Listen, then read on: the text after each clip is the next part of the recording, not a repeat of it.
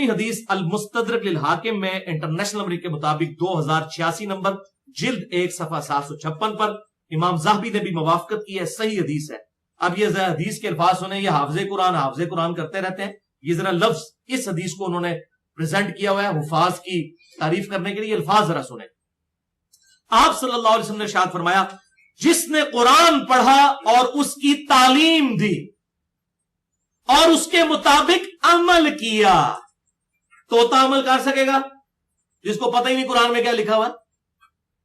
جس نے قرآن پڑھا، اس کی تعلیم دی اور اس کے مطابق عمل کیا، اس کے سر پر قیامت کے دن ایسا تاج رکھا جائے گا جس کی روشنی سورج کی طرح ہوگی، اور اس کے ماں باپ کو ایسا قیمتی لباس پہنایا جائے گا جس کے سامنے ساری دنیا کی شان و شوکت حقیر ہو جائے گی۔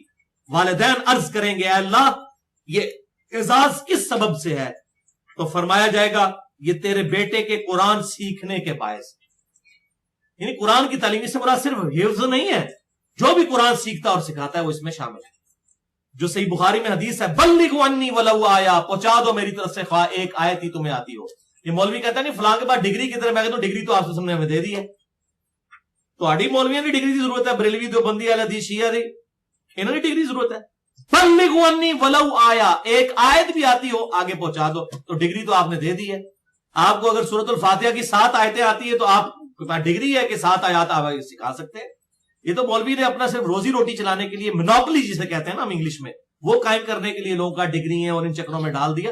ادروائز آپ صلی اللہ علیہ وسلم نے ہمیں ڈگری دی ہے، بلغوا عنی ولو آیا، میری طرف سے پہنچا دو خواہ ایک آیت بھی تمہیں آتی ہو۔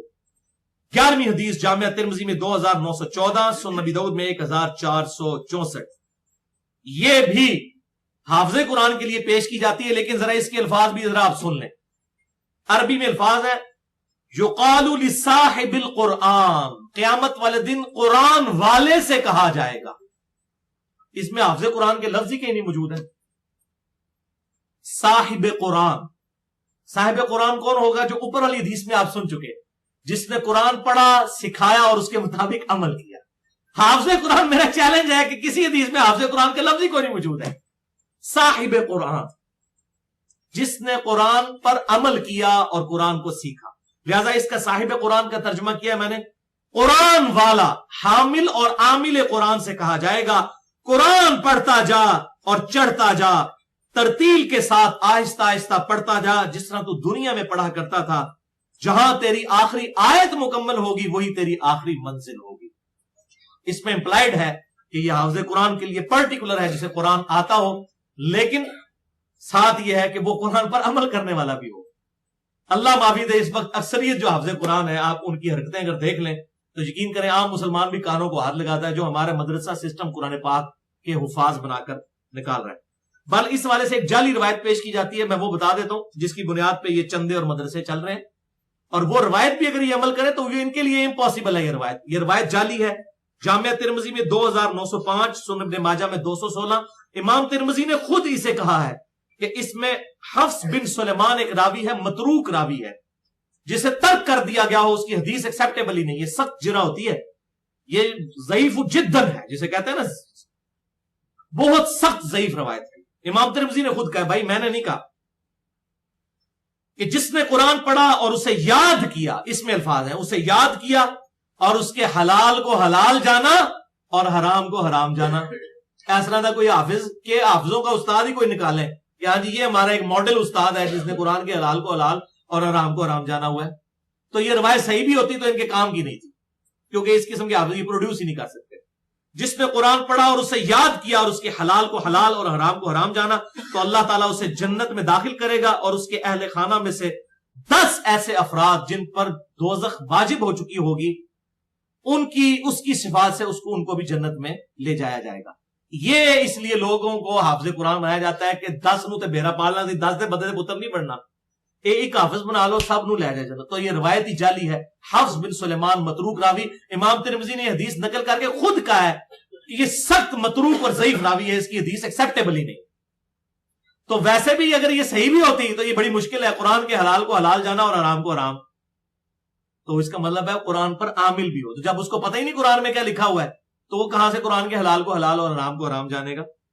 تو کاش کوئی ایسا حافظ قرآن آپ کو نظر آئے تو ہمیں بھی پیش کریں. ہم نے تو یہی دیکھا ہے کہ یہ مدرسوں کے چندہ سسٹم انہی روایتوں کے اوپر چل رہے ہیں, اور آپ دیکھیں بڑا آرگنائز سسٹم ہے ان کا, اور وہ اسی کے اوپر بنیاد کرتا ہے, اور حفظ کے ذریعے وہ پیسہ کلیکٹ کرتے ہیں اور کہتے ہیں جی جب ایک بندہ حافظ ہو. میں تو کتنے حافظوں کو دیکھا ہے, وہ لوگوں کو, ہمارے ایک دفتر میں بھائی تھے, وہ کتاب و سنت کے منہج پر آئے, تو وہ ایک تبلیغی جماعت کا اجتماع ہوا ہمارے اسلام آباد میں, تو وہ بھائی وہاں پر ان کو کچھ دوست لے گئے جی ان کا دماغ خراب ہو گیا, انہوں نے تو صحیح بخاری اور مسلم میں لکھے ہوئے جو سنیوں کی متفقہ کتاب ہے اس طریقے کے مطابق نماز پڑھنی شروع کر دی ہے, تو آپ اس کو کوئی حدیث بتائیں. تو وہ جب حدیث بتائی انہوں نے کہا جی یہ تو حدیثیں اماموں نے خود ضعیف ڈکلیئر کی ہوئی ہیں, ابن مسعود والی حدیث جس کو شوق ہو مسئلہ نمبر 70 بھی سن لیں, 70 بھی رفع الیدین سے متعلق فرقہ وارانہ نظریات کا تحقیقی جائزہ. تو وہ حافظ صاحب کہنے لگے جی ہمیں پتہ ہے یہ روایتیں ضعیف ہیں, لیکن میں حافظ قرآن ہوں, میں آپ کو جنت پہ لے جاؤں گا, آپ رفع الیدین چھوڑ دیں بس. میں نے 10 بندے لے کے جانے, ایک آپ کی بکنگ کروا دیتا ہوں. اندازہ, یعنی جو بندہ نبی کی سنت سے نفرت کرتا ہے وہ خود کانفیڈنٹ ہوا ہے کہ میں نے جنت میں جانا ہے اور میں آپ کو لے جاؤں گا. اس طریقے سے خود لوگوں کو جنت کی گارنٹیاں دیتے ہیں وہ اس حدیث کی بنیاد پہ. تو پہلے تو پائی جی یہ دس نا تو ہی جنت ہی جانا ہے کہ نہیں. جنہوں نے جنت ہی جانا ہے وہ 10 ہی بندے نے جنہوں نے بائی نیم مینشن کیتا گیا ہے, اشرا مبشرہ. باقی ہمارا حسن ظن ہے کہ صحابہ کرام جنت میں جائیں گے, لیکن بائی نیم جن کو بشارت ملی وہ 10 بندے ہیں. وہی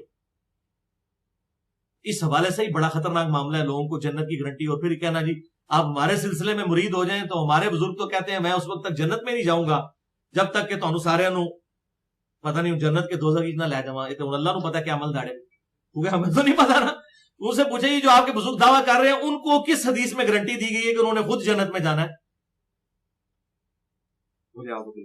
بڑی جرت ہے. 12ویں حدیث صحیح مسلم میں 534 نمبر حدیث, بڑی مشہور حدیث ہے. آپ صلی اللہ علیہ وسلم نے فرمایا الطہور شطر الایمان, صفائی نصف ایمان ہے.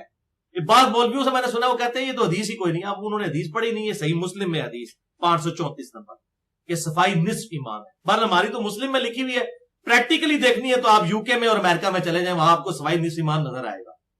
ہماری صفائی جو ہے نا وہ بس جو ہے وہ غیر ضروری بال ریموو کرنے تک ہی رہ گئی ہے. ادروائز ہماری سڑکوں کا آپ حال دیکھ لیں اور ہمارے گلی محلوں کا حال دیکھ لیں, صفائی والا اہتمام کوئی نہیں. یہ حدیث صحیح مسلم میں رہ گیا طہور شطر الایمان, صفائی نصف ایمان ہے. اور ساتھ ہی آپ صلی اللہ علیہ وسلم نے ارشاد فرمایا والقرآن حجت لک او علیک, قرآن یا تو تیرے حق میں حجت بنے گا قیامت والے دن, یا تیرے خلاف حجت بن جائے گا. یا تو یہ تیری دلیل بنے گا کہ اللہ اس نے میرے مطابق عمل کیا, جو ہم صحیح مسلم کی حدیث پہلے سن چکے ہیں کہ قیامت والے دن سفارش کرے گا, تو یا پھر کہے گا کہ پھڑ لینو یا اللہ یہ بڑا بڑا مجرم ہے, میرے تے ایمان لے آندا سی لیکن میرے تے عمل نہیں کرتا, مجھ پر ایمان تو لاتا تھا. والقرآن حجت لک او علیک, قرآن یا تو تیرے حق میں حجت ہے یا تیرے خلاف حجت ہے. اور سکتا ہے حافظ قرآن کے خلاف بھی حجت بن جائے اگر وہ بندے کا پتر نہیں بنا, خود قرآن پڑھنے کے بعد بھی اس کے وہی معاملات اس طریقے سے چل رہے ہیں. بولے اعوذ باللہ. 13ویں حدیث سنن ابی داؤد میں 830 نمبر حدیث ہے. جابر رضی اللہ تعالیٰ عنہ کہتے ہیں کہ آپ صلی اللہ علیہ وسلم ایک دفعہ ہماری طرف تشریف لائے تو ہم میں کچھ عربی لوگ بھی بیٹھے تھے, عربی بھی تھے, اجمی بھی تھے, جو قرآن عربی صحیح نہیں پڑھ سکتے تھے وہ بھی تھے. تو ہم سب قرآن پڑھ رہے تھے, تو آپ نے فرمایا سب پڑھو, سب ٹھیک ہے. یعنی اجمیوں کو بینیفٹ آف ڈاؤٹ دیا گیا, اگر وہ تھوڑے بہت لنگوسٹک نہیں ادا کر سکتے تب بھی ایکسیپٹیبل ہے, لیکن سیکھے ضرور. ظاہر نیو مسلمز تھے. ان قریب ایسے لوگ آئیں گے, اے جناب کاریاں دی ذرا خوبی بیان ہونے لگی ہے, ان قریب ایسے لوگ آئیں گے جو قرآن کو ایسا درست کر کے پڑھیں گے جیسا تیر کو درست کیا جاتا ہے, اس کی پورا اس کو تراشا جاتا ہے نا, اس کی نوک کو بالکل صاف کیا جاتا ہے, زنگ وغیرہ دور کیا جاتا ہے, اس طرح قرآن کو بالکل تیر کی طرح درست کریں گے, لیکن جزا دنیا ہی میں چالیں گے, آخرت تک مؤخر نہیں کریں گے. یعنی قرآن پڑھنے کی جزا دنیا میں لے لیں گے وہ. یہ جو محفل قرات ہو رہی ہیں یہ کیا ہے, یہ اسی حدیث ہے سنن ابی داؤد 830. پیسے لٹاتے ہیں, ایسی ایسی طرزیں نکالتے ہیں, بعض تو پھر گانے کی طرزیں شروع کریں, ترنم کے ساتھ پڑھیں, وہ تو میں نے حدیثیں بخاری مسلم سے بیان کی ہیں, ضرور پڑھیں, لیکن وہ اس طرح گلا پھاڑتے ہیں اور پھر اس طریقے سے, اور ان کا مقصد آپ دیکھنے اس میں الفاظ ہیں جزا دنیا ہی میں چاہیں گے, آخرت تک مؤخر نہیں کریں گے. اور یہی محفل قرات میں ہو رہا ہے. آپ یہ بڑے بڑے جو قاری ہیں ان کی بکنگز آپ دیکھیں, 1.5 لاکھ روپیہ اور ریٹرن ٹکٹ بھی ہوتا ہے ساتھ, اس طرح وہ آتے ہیں. چلے ریٹرن ٹکٹ کو تو میں مان سکتا ہوں, ایک بندے نے کراچی سے اسلام آباد آنا ہے, ظاہر ہے کہ وہ ٹرین پہ آئے گا تو تقریباً 24 گھنٹے کی اس کی مسافت بن جائے گی, जहाज में आएगा तो तकरीबन 1.5-2 घंटे में पहुंच जाएगा, लेकिन 1 लाख रुपए किस चीज का वो ले रहा है? वो कुरान दुनिया में जजा लेना चाह रहा है उस फन। 14वीं हदीस सही मुस्लिम में इन्हीं लोगों के बारे में है। ये मोस्ट इंप्रेसिव हदीस है इस हवाले से, सही मुस्लिम 4923। वल्लाह ऐसी सख्त हदीस जखीरे हदीस में कोई नहीं है। सही मुस्लिम 4923। आप सल्लल्लाहु अलैहि वसल्लम ने फरमाया क़यामत वाले दिन सबसे पहले एक शहीद का फैसला होगा।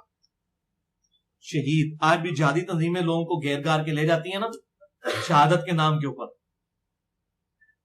एक शहीद का फैसला होगा। अल्लाह ताला उसे कहेगा मैंने तुझे दुनिया में इतनी सेहत दी, लिविंग स्टैंडर्ड दिया, सब कुछ, तूने मेरे लिए दुनिया में क्या किया? वो कहेगा या अल्लाह कमाल की बात है, मैं दुनिया में लड़ा और तेरी खातिर जान दे के शहीद हो गया, और आज मुझसे ये पूछा जा रहा है मैंने तेरे लिए क्या किया? जान तो थी, तेरे सुपुर्द कर दी। अल्लाह ताला फरमाएगा नहीं, तूने दुनिया में जान इसलिए दी थी ताकि लोग तुझे बहादुर कहें, और दुनिया में तुझे बहादुर कह लिया गया तो दुनिया वालों से अजर ले चुका। आज मेरे पास तेरे लिए कोई अजर नहीं, उसे उल्टा मुंह करके दोज़ख में फेंक दिया जाएगा।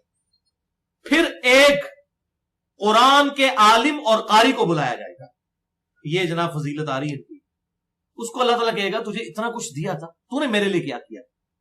तो कहेगा या अल्लाह मैंने कुरान सीखा, मैंने लोगों को सिखाया, और मैंने बड़ी तिलावतें की, तुझे तो पता है, बड़ी बड़ी महफिल किरात में मैंने गले फाड़ फाड़ के इको साउंड के ऊपर तिलावतें भी की। ये लादा बात है कि पब्लिक को नहीं पता, लेकिन तुझे तो पता है, लाख रुपया लिया था। ये ब्रैकेट्स में है सारी बात। अल्लाह ताला फरमाएगा तूने दुनिया में कुरान का इल्म इसलिए हासिल किया ताकि लोग बड़ा अल्लामा तुझे कहें, और तूने तिलावत इसलिए की कि लोग तुझे कारी समझें, तो दुनिया वालों ने तुझे अजर दे दिया। इतने बड़े बड़े अलकाब, कुतुबुल अख्ताब, शेखुल हदीस, शेखुल कुरान, कारिउल कुरा, उस्ताजुल कुरा, इतनी लंबे लंबी दुमें जो है वो तेरे नाम के साथ दुनिया में लग गई इश्तिहारों के ऊपर, होने थे हम लेना है। तो मेरे पास कोई अजर नहीं तेरे लिए, दुनिया में तुझे अजर मिल चुका, उसे उल्टा मुंह करके घसीटता हुआ दोज़ख में डाल दिया जाएगा। ये जनाब हाफ़िज़े कुरान और उलमा का ये हशर क़यामत वाले दिन होना है। इल्ला माशाअल्लाह जो अहले हक है उनकी बात नहीं कर रहा, लेकिन आपने पूछना नहीं वो कौन है, मुझे भी नहीं पता। और फिर तीसरा एक सखी को बुलाया जाएगा, उसको अल्लाह ताला कहेगा इतनी दौलत दी थी, तूने मेरे लिए क्या किया? वो कहेगा या अल्लाह कमाल है, जिधर जिधर तेरा हुक्म होता था मैं उधर उधर पैसे खर्च करता था। मस्जिद में मैंने एक नेम प्लेट भी लगवाई थी कि ये वुजू खाना जो है ये फलां साहब सेठ साहब ने बनवाया हुआ है। उन्हें तो यकीन नहीं आता था, प्लेट भी लगी थी, पड़ी नहीं। ये मैं ब्रैकेट्स में बात कर रहा हूं समझाने की।